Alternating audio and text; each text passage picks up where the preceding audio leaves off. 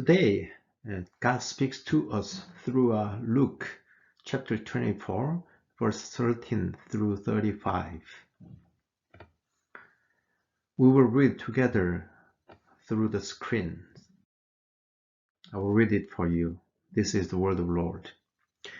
Now that same day, two of them were going to a village called Emmaus, about 7 miles from Jerusalem. They were talking with each other about everything that had happened.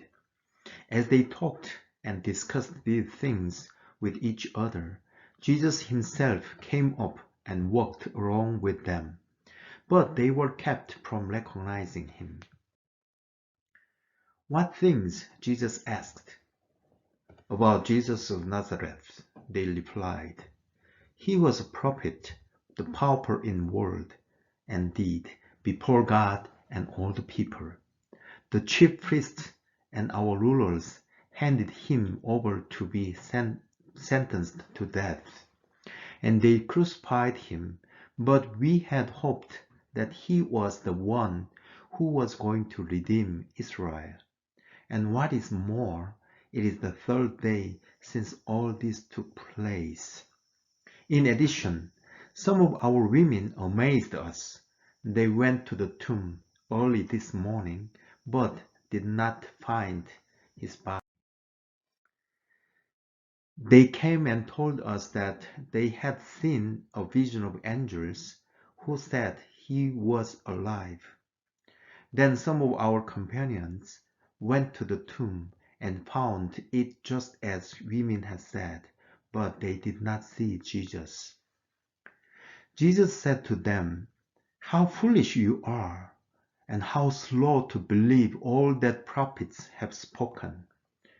Did not Messiah have to suffer these things and then enter his glory?" And beginning with Moses and all the prophets, he explained to them what was said in all the scriptures concerning himself.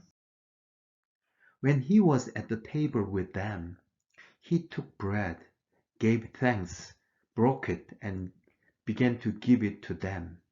Then their eyes were opened, and they recognized him, and he disappeared from their sight.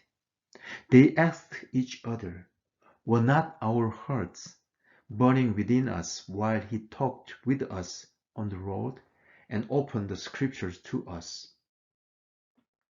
They got up and returned at once to Jerusalem. There they found the 11 and those with them assembled together, and saying, "It is true, the Lord has risen and has appeared to Simon."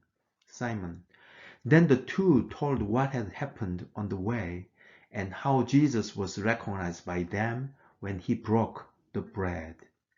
This is the word of the Lord. Altogether, thanks be to God.